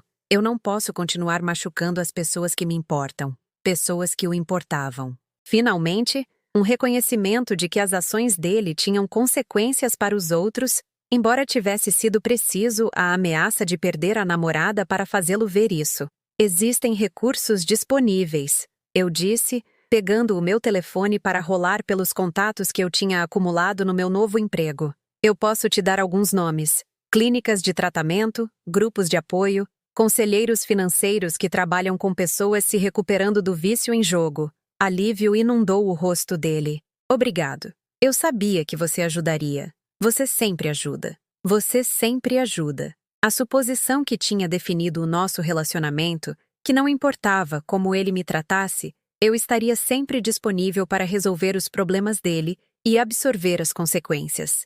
Eu estou te dando a informação porque faz parte do meu trabalho. Eu disse calmamente. Eu ajudo famílias em crise. É isso que eu faço profissionalmente agora. A distinção atingiu como um pequeno tapa. Eu não estava ajudando ele porque eu era a mãe dele, e mães ajudavam automaticamente. Eu estava ajudando ele porque eu era uma profissional treinada que fornecia serviços a pessoas que precisavam deles. Claro, ele disse rapidamente. Eu entendo. Eu aprecio a sua expertise profissional.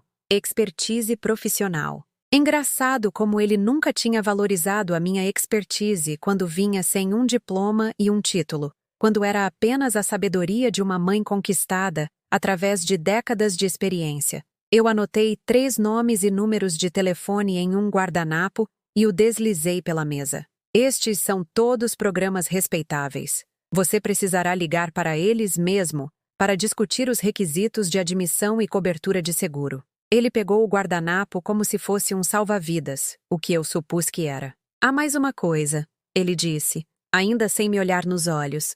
Jéssica quer que eu faça reparações. As pessoas que eu machuquei com o meu vício. Ela diz que faz parte da recuperação. Reparações. A palavra de 12 passos para reconhecer o dano que você causou e tentar repará-lo. Mas o reparo exigia mais do que reconhecimento.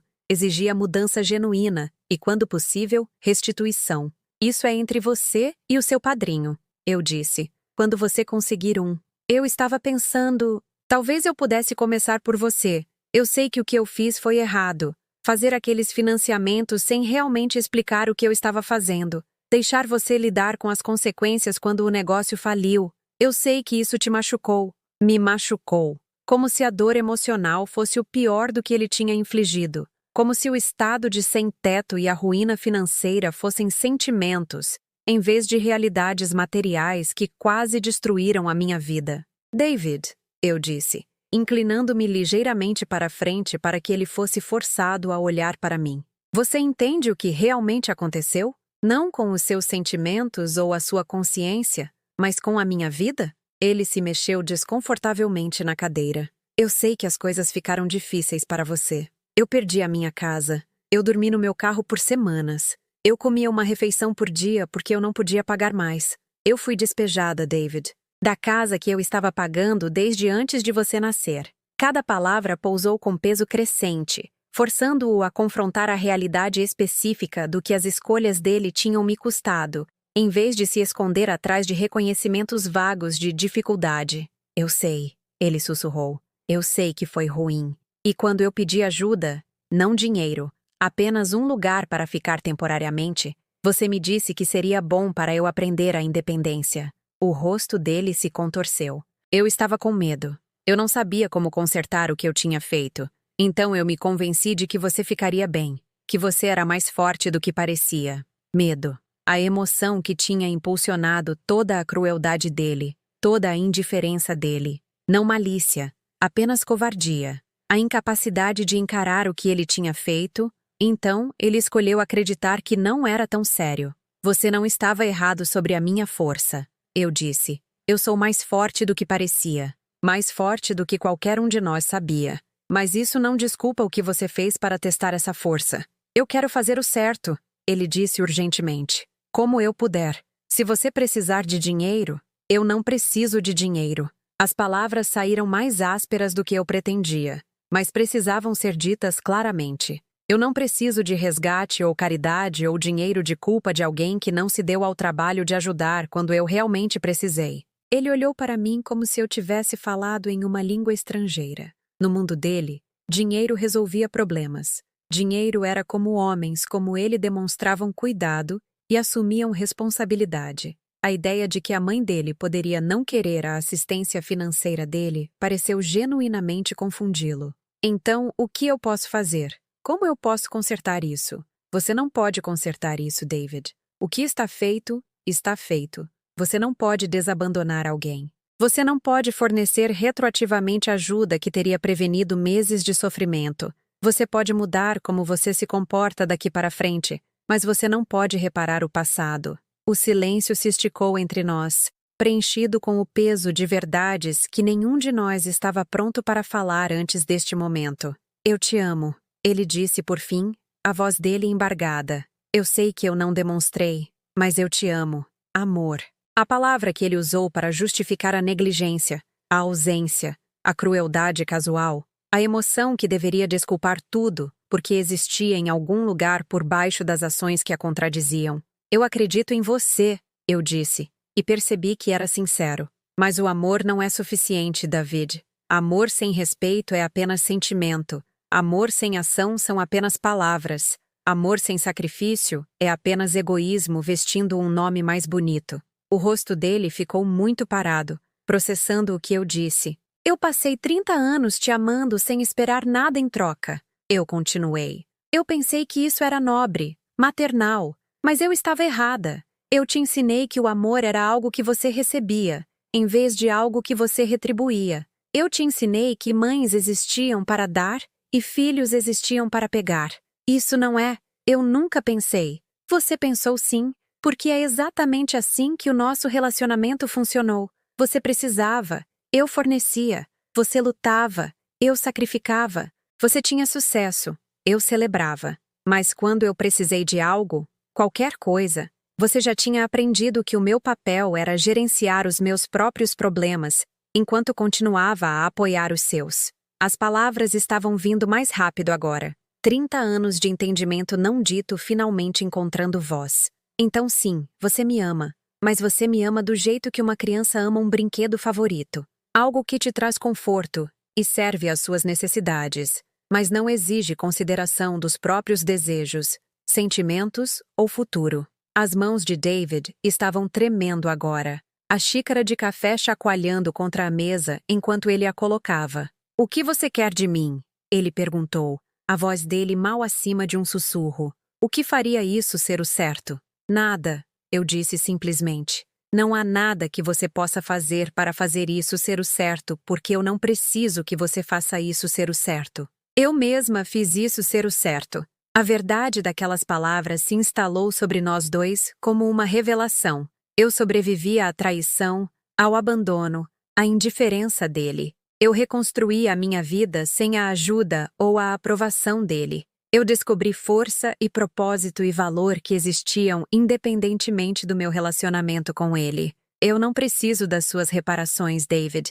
Eu não preciso do seu pedido de desculpas, ou do seu dinheiro, ou do seu reconhecimento tardio do que você me submeteu. Eu precisei dessas coisas há 6 meses, mas eu não preciso mais delas. Ele olhou para mim com um entendimento nascente de que a mãe dele, a mulher que sempre esteve disponível para resgate e redenção, que sempre ofereceu perdão e segundas chances, não estava mais interessada em desempenhar esse papel. O que eu preciso agora, eu continuei, é que você entenda que eu não sou mais o seu contato de emergência. Eu não sou o seu plano de apoio ou a sua rede de segurança. Eu não sou a pessoa para quem você liga quando a sua vida desmorona, ou você precisa de alguém para resolver os seus problemas.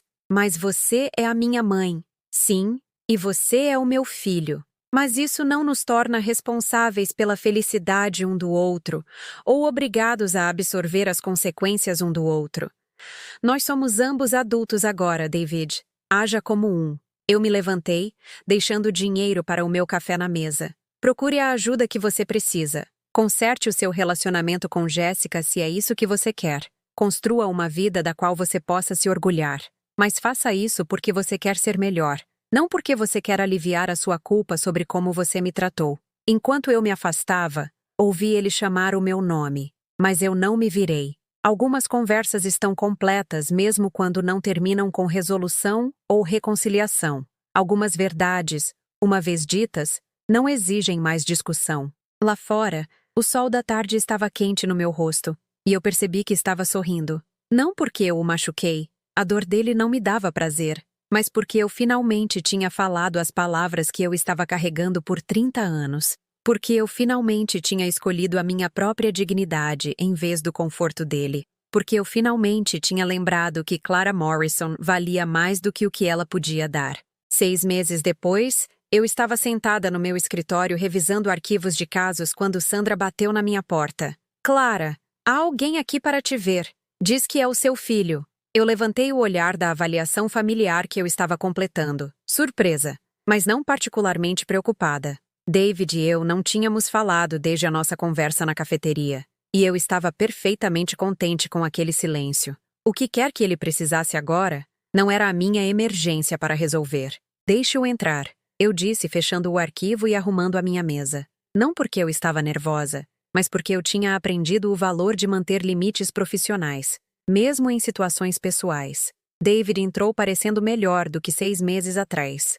Limpo, bem arrumado, vestindo roupas que sugeriam que ele tinha colocado a situação financeira dele sob algum tipo de controle. Mas havia algo diferente na postura dele, uma humildade que não estava lá antes. Mãe, ele disse, sentando-se na cadeira em frente à minha mesa sem convite. Obrigado por me receber. Você tem 5 minutos, eu disse olhando para o relógio. Eu tenho outro compromisso às 3. Não era inteiramente verdade. O meu compromisso das 3 tinha cancelado. Mas estabelecer limites tinha se tornado uma prática que eu mantinha, mesmo quando eles não eram estritamente necessários. Eu queria que você soubesse que eu estive em tratamento. 4 meses agora. Programa residencial primeiro, depois aconselhamento ambulatorial e reuniões de jogadores anônimos 3 vezes por semana. Eu acenei educadamente, do jeito que eu reconheceria qualquer cliente compartilhando o progresso nos objetivos de recuperação deles. Eu e a Jéssica adiamos o casamento. Ela queria que eu focasse em ficar saudável sem a pressão de planejar um grande evento. Estamos indo com calma. Isso parece sensato, eu disse, e era sincero. Não porque eu estava particularmente investida no relacionamento dele, mas porque adiar grandes decisões de vida durante a recuperação inicial era geralmente uma boa prática. Eu tenho trabalhado nas minhas reparações. As pessoas que eu machuquei com o meu vício em jogo. Ele se mexeu na cadeira, claramente desconfortável com o que ele precisava dizer em seguida. Eu sei que você me disse que não queria as minhas desculpas, mas o meu padrinho diz que as reparações não são sobre o que a outra pessoa quer. Elas são sobre assumir a responsabilidade pelo que eu fiz. Padrinho. Linguagem de recuperação que sugeria que ele estava levando o processo a sério, em vez de apenas seguir os movimentos para apaziguar Jéssica. Eu vendi o meu carro. Ele continuou. Aquele caro. E eu tenho trabalhado turnos extras, economizando dinheiro. Eu sei que eu não posso te devolver a sua casa, mas eu calculei o que os pagamentos de financiamento teriam sido se eu não os tivesse parado, mais juros e multas. São R$ 18.437. o valor exato que o banco tinha exigido quando eu recebi aquele primeiro aviso de execução hipotecária. Ele tinha mantido o controle do número específico. Provavelmente o tinha memorizado por culpa e noites sem dormir. Eu tenho um cheque administrativo, ele disse, alcançando o bolso do casaco. Eu sei que você disse que não queria dinheiro, mas isso não é caridade ou dinheiro de culpa. Isso é o que eu te devo. O que eu deveria ter pago em vez de apostar. Ele colocou o cheque na minha mesa, o papel nítido e com aparência oficial. Mais dinheiro do que eu tinha visto de uma só vez desde o meu acordo de divórcio anos atrás.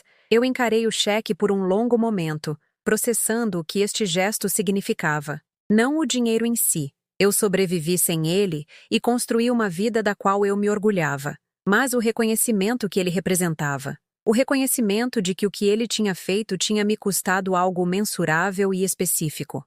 Isso não conserta o que aconteceu, eu disse por fim. Eu sei, ele respondeu rapidamente. Eu não estou tentando comprar perdão ou fazer tudo ficar bem. Eu estou tentando pagar uma dívida que eu deveria ter pago desde o começo. Uma dívida. Não um presente, não caridade, mas pagamento do que ele devia. A distinção importava. O que você espera em troca disso? Eu perguntei. Nada. Ele me olhou nos olhos pela primeira vez desde que ele entrou no meu escritório. Talvez seja difícil de acreditar, dado o meu histórico. Mas eu não espero nada. Eu só precisava pagar o que eu devia. Eu peguei o cheque, estudando os números que representavam muito mais do que reais. Eles representavam o reconhecimento do meu sofrimento, o reconhecimento da responsabilidade dele e a evidência de que ele finalmente tinha amadurecido o suficiente para encarar as consequências, em vez de fugir delas. Obrigado, eu disse, dobrando o cheque e colocando-o na gaveta da minha mesa. Eu vou depositar isso amanhã. Ele parecia surpreso, como se tivesse esperado que eu recusasse ou o repreendesse sobre dinheiro não resolvendo tudo. É isso? Ele perguntou. É isso. Você pagou uma dívida. Eu aceitei o pagamento. Estamos quites. Quites. A palavra pairou no ar entre nós, carregando um peso que ia além da contabilidade financeira. Estávamos quites em termos de dinheiro, mas o balanço emocional era mais complicado. Eu esperava. Ele começou, depois se interrompeu. Não. Me desculpe, você não me deve nada, nem mesmo conversa além disso. Ele se levantou para sair, depois parou na porta. Se vale de alguma coisa, eu tenho orgulho de você. O que você construiu aqui, o trabalho que você está fazendo. Você sempre disse que queria ajudar famílias, e agora você está, nos seus próprios termos. Depois que ele saiu, sentei no meu escritório por um longo tempo, olhando para os diplomas na minha parede e as fotos de família na minha mesa. Fotos dos jovens com quem eu trabalhava. Não família biológica, mas família escolhida. Jovens que me ensinaram que o amor podia ser recíproco e o respeito podia ser mútuo. O cheque pareceu um encerramento, mas não o tipo que eu esperava. Eu não senti o perdão me inundando, ou um desejo repentino de reconstruir o nosso relacionamento. O que eu senti foi completude. O pedaço final de um quebra-cabeça que estava faltando por meses, me permitindo ver o quadro todo claramente. David tinha se tornado o homem que eu o criei para ser. Egoísta, sim, mas não maliciosamente.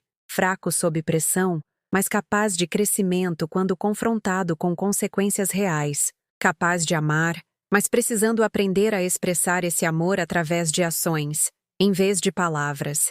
E eu tinha me tornado a mulher que eu sempre tive o potencial de ser. Forte o suficiente para sobreviver ao abandono, sábia o suficiente para reconstruir do zero, segura o suficiente no meu próprio valor para parar de buscar validação de pessoas que não podiam fornecê-la. Naquela noite, liguei para Dona Cristina para dizer que eu tiraria um tempo de férias. Algum plano especial? Ela perguntou.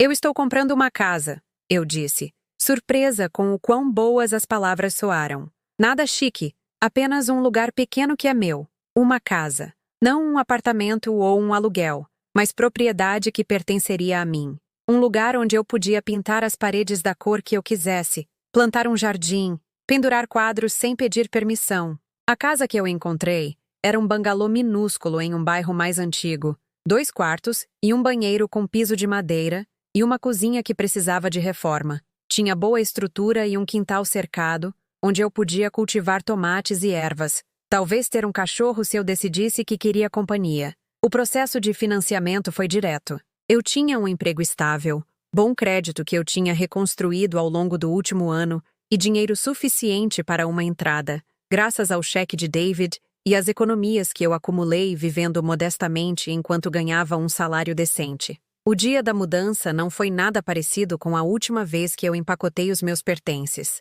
Desta vez, eu estava escolhendo deixar um lugar por outro, carregando posses que eu selecionei, em vez de tudo o que eu podia colocar em um carro. Eu contratei transportadoras profissionais e as observei manusear os meus móveis com cuidado, colocando tudo exatamente onde eu queria, em quartos que me pertenciam. Dona Lúcia, a bibliotecária que tinha sido tão gentil durante os meus meses mais sombrios, veio à minha festa de inauguração com uma garrafa de vinho e uma planta florida para a varanda da frente. Eu sempre soube que você se reergueria, ela disse, embora nós duas soubéssemos que isso não era inteiramente verdade. Ela sabia que eu estava lutando, e ela ofereceu bondade silenciosa sem bisbilhotar em detalhes que eu não estava pronta para compartilhar.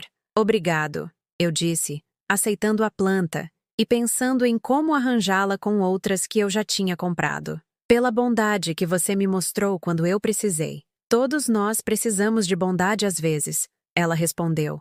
Os sortudos a recebem quando pedem. Os sábios aprendem a dar quando podem. 6 meses depois da festa de inauguração, eu recebi outra visita inesperada no trabalho. Sandra bateu na minha porta com uma expressão que sugeria boas notícias. A Junta de Licenciamento Estadual aprovou a sua inscrição, ela disse, me entregando um envelope oficial.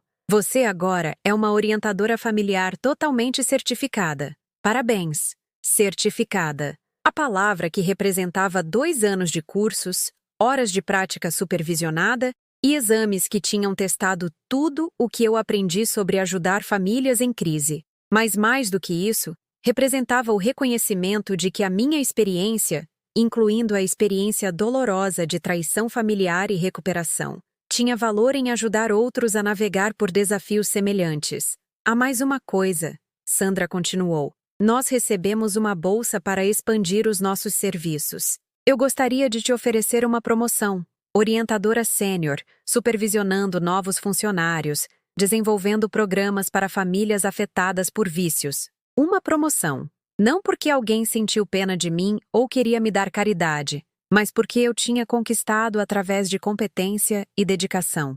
Naquela noite, sentei na minha varanda da frente com uma xícara de chá e liguei para David. Não porque eu sentia a falta dele ou queria reconstruir o nosso relacionamento, mas porque boas notícias pareciam melhores quando compartilhadas, mesmo com alguém cuja aprovação eu não precisava mais. Mãe? Ele soou surpreso, mas satisfeito por ouvir a minha voz. Está tudo bem? Está tudo bem, eu disse. Eu recebi uma promoção hoje, e eu queria que você soubesse que eu usei o seu pagamento como entrada em uma casa. Isso é maravilhoso, ele disse. E ele parecia genuinamente feliz. Fico feliz que algo bom tenha vindo, do que eu te devia. Como você está? Eu perguntei, porque a educação era mais fácil do que o silêncio, e eu estava curiosa sobre o progresso dele. Bem, realmente bem. Eu e a Jéssica marcamos uma data de casamento. Cerimônia pequena, nada chique. E eu fui promovido no trabalho. Eles gostaram que eu estava assumindo a responsabilidade pelos meus problemas, em vez de me esconder deles. Assumindo a responsabilidade. A frase que tinha definido a recuperação dele e, indiretamente, a minha própria. Eu estou feliz por você, eu disse, e percebi que era sincero. Conversamos por mais alguns minutos sobre coisas práticas. O programa de tratamento dele, o meu trabalho, o tempo. Tópicos seguros que não exigiam que revisitássemos o histórico doloroso ou fizéssemos promessas sobre contato futuro. Quando desliguei, percebi que algo tinha mudado novamente. Não perdão, exatamente. E certamente não um retorno ao nosso antigo relacionamento, mas algo como paz. O conhecimento de que nós dois sobrevivemos aos nossos piores eus e nos tornamos pessoas melhores no processo.